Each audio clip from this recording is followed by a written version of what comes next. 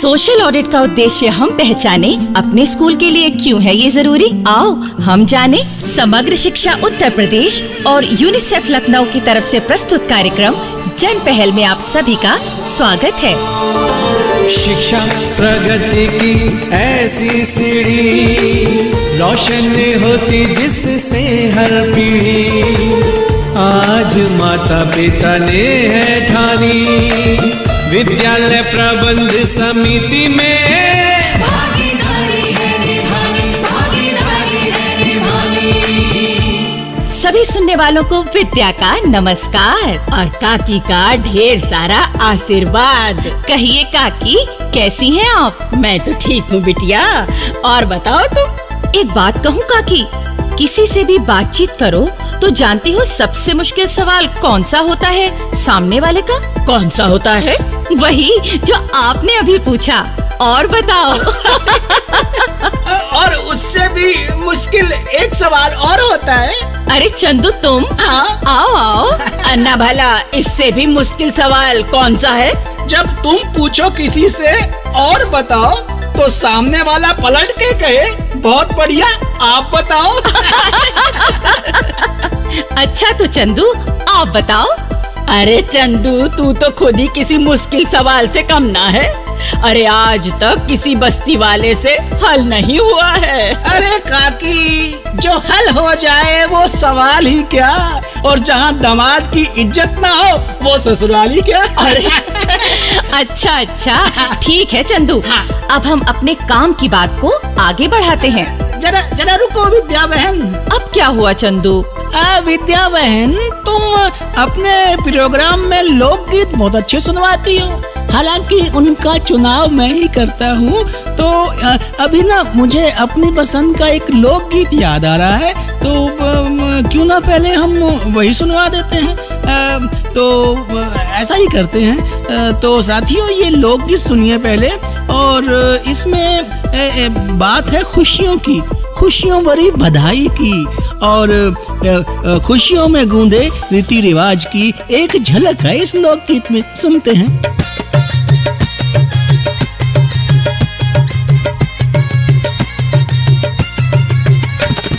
भौजाई के भयो छोरा रे, सब गावे बधाई।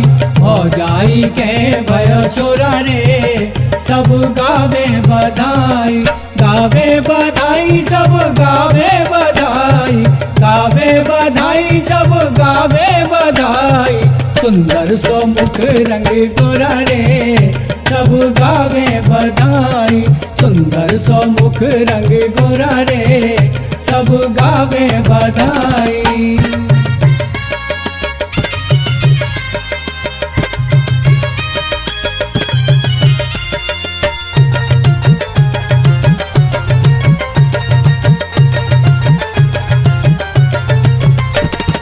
दादी लाई खेल खिलौना, दादा लाए पलना। नंदी लाई कुर्ता टोपी और लाई झुंझुना। दादी लाई खेल खिलौना, दादा लाए पलना। नंदी लाई कुर्ता टोपी और लाई झुंझुना। नानी लाई चांदी का कटोरा रे, सब गावे बधाई।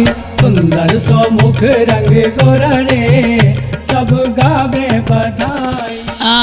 लोकगीत तो हो गया, तो विद्या बहन अब तुम हमें कहाँ ले जा रही हो? अरे भाई, मैं तुम्हें सोशल ऑडिट दल की कार्यशाला यानी ट्रेनिंग प्रोग्राम में लिए जा रही हूँ, जहाँ उन्हें खास तौर पर सोशल ऑडिट के प्रपत्र यानी परफॉर्मा भरने के बारे में बताया जा रहा है।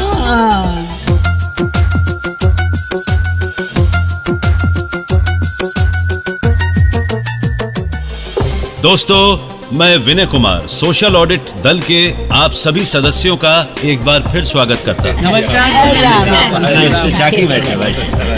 तो आज हम सोशल यानी सामाजिक ऑडिट के प्रपत्र को सही तरीके से भरने की बात को आगे बढ़ाते हैं। जी हाँ, इसे सर्वे करना भी कहते हैं। जी हाँ, तो कल हमने इस प्रपत्र के 2 विषयों के बारे में बात की थी। जी, जिसमें एक था विद्यालय संबंधी वर्णन या ब्यौरा, और दूसरा कौन सा था? हाँ जी हाँ, आप बताइए। जी दूसरा था दोपहर के भोजन यानी मिड डे मील संबंधी ब्यौरा। बिल्कुल बिल्कुल ठीक। तो अब हम बात करते हैं गुणवत्ता अधिगम संबंधी ब्यौरा। मैंने कल सरल भाषा में इसका अर्थ बताया था। क्या बताया था? जी आपने बताया था बच्चों के सीखने के स्तर का ब्यौरा, मतलब कि बच्चे पढ़ाई लिखाई की बात किस तरह से सीखते हैं। जी हाँ, तो इसमें आपने ये देखना है कि कक्षा 1 के बच्चों को सिखाने की प्रक्रिया क्या है, उसकी जांच कर उसके बारे में सही लिखना है। हाँ सर जी, पढ़ना लिखना सीखने की शुरुआत तो वहीं से मतलब कि कक्षा 1 से होती है। हाँ, तभी तो इन बच्चों के सीखने की तरफ सोशल ऑडिट में ध्यान दिया जाता है।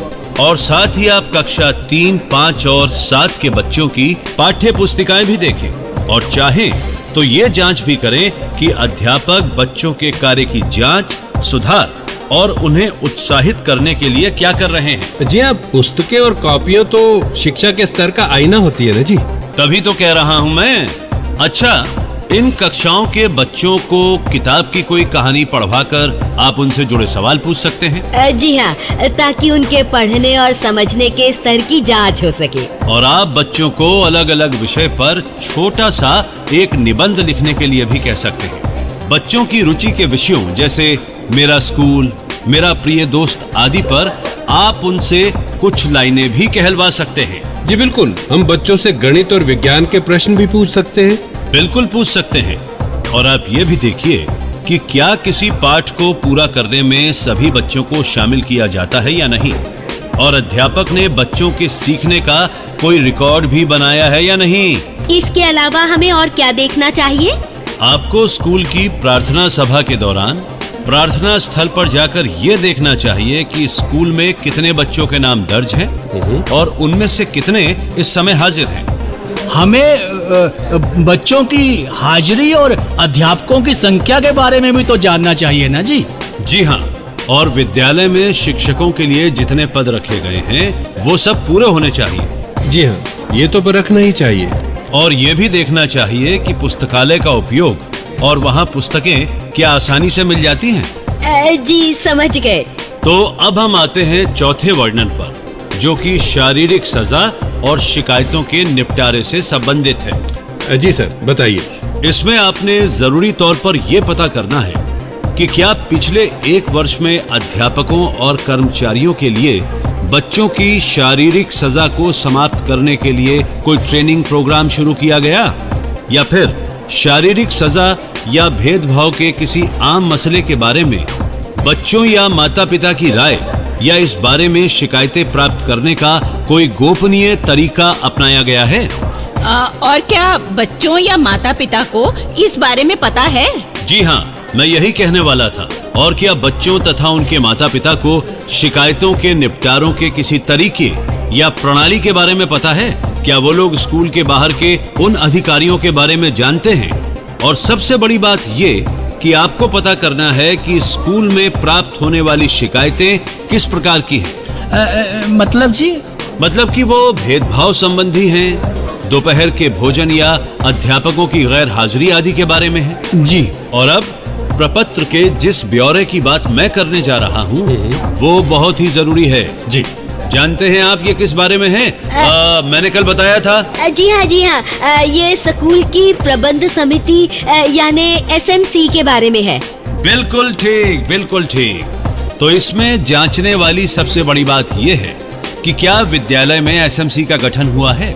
अगर हुआ है तो कब, तिथि लिखें और RTE के नियमों के मुताबिक SMC के हर तबके के मेंबरों की संख्या बताएं। तो क्या इस संख्या के बारे में पता करके हमें लिखना है? जी हाँ, और क्या बैठक के रजिस्टर के मुताबिक नए SMC मेंबरों के नाम और पद स्कूल की दीवार या नोटिस बोर्ड पर लिखे गए हैं या नहीं? हाँ जी, सबको उनके बारे में पता तो होना ही चाहिए। और जैसे आप लोग ट्रेनिंग प्राप्त कर रहे हैं, वैसे ही स्कूल की SMC को पिछले 12 महीने में ट्रेनिंग दी गई है या नहीं? पिछले 12 महीने में SMC की बैठकें कितनी बार हुई और सदस्यों द्वारा कौन से 3 मुख्य मुद्दे उठाए गए और कौन से 3 मुख्य फैसले किए गए? जी ये सब तो बैठक के रजिस्टर से पता चल जाएगा। बिल्कुल। बिल्कुल पता चल जाएगा। इसके अलावा स्कूल विकास योजना बनाने में एसएमसी की क्या भूमिका रही, क्या उसे निर्धारित प्रपत्र यानी परफॉर्मा पर ही तैयार किया गया या नहीं? सर जी, एसएमसी के तो बहुत से काम होते हैं। हाँ, तो आप सब पर नजर डालिए। जैसे क्या एसएमसी छात्रों और अध्यापकों की हाजिरी पर ध्यान देती है? इसके सुधार के लिए क्या कदम उठाए गए? जी, एक बात और भी जरूरी है। जी बताइए। अभी हमने बच्चों के सीखने की स्तर की बात कही थी। जी, तो आप ये भी जांचिए कि क्या विद्यालय द्वारा एसएमसी को बच्चों के इस स्तर के बारे में बताया जाता है? क्या पीटीए या एमटीए मीटिंग में माता पिता या अभिभावकों को स्कूल द्वारा इसकी जानकारी दी जाती है? और सबसे जरूरी बात, विद्यालय की तरफ से एसएमसी को किस प्रकार का सहयोग दिया जाता है? जी हाँ, विद्यालय के सहयोग के बिना तो एसएमसी काम कर ही नहीं सकती। तो ये जो प्रपत्र भरने का तरीका है जी, या इसकी जो मुख्य बातें हैं, मैंने उनकी जानकारी आपको दी। आप इस विषय पर अगर कुछ पूछना चाहते हैं तो पूछ सकते हैं, लेकिन याद रखिए वो बात जो मैंने आपको पहले दिन बताई थी। जी हाँ, सोशल ऑडिट में निष्पक्ष जांच हमारी है जिम्मेदारी। इसमें चाहिए हम सबकी मेहनत और ईमानदारी।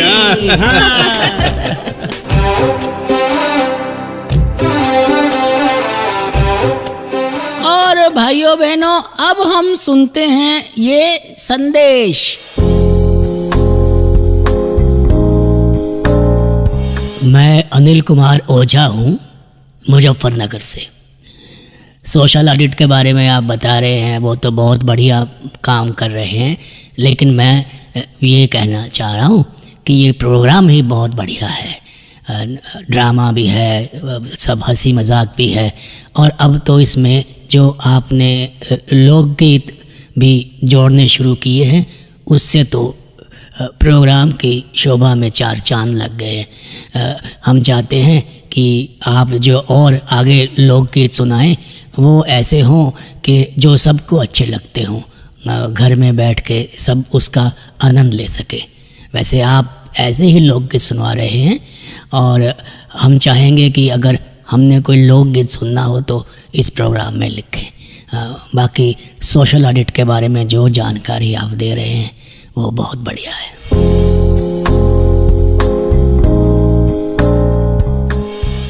भाइयों बहनों, अगर आप अपनी बात हम तक पहुंचाना चाहते हैं या विद्यालय प्रबंध समिति के बारे में कोई जानकारी चाहते हैं या कार्यक्रम के बारे में कोई सुझाव देना चाहते हैं तो इस पते पर लिखें।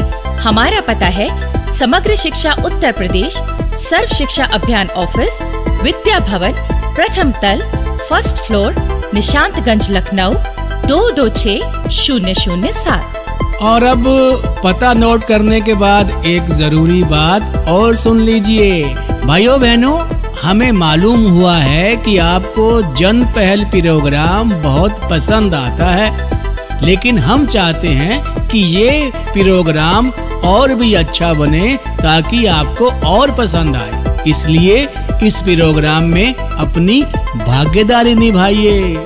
स्कूल जाने वाले बच्चों के बारे में कोई सच्ची घटना हो या बच्चे को स्कूल भेजने से परिवार ने कोई नई बात सीखी हो या आपके स्कूल में कोई ऐसी घटना हुई हो जो सभी बच्चों के लिए प्रेरक हो, तो ऐसी घटना हमें लिखकर भेजिए। हम उसे अपने प्रोग्राम में शामिल करेंगे।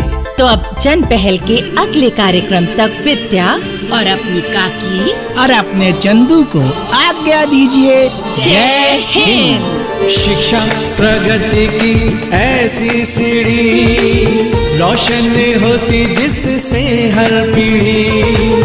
आज माता पिता ने है ठानी, विद्यालय प्रबंध समिति में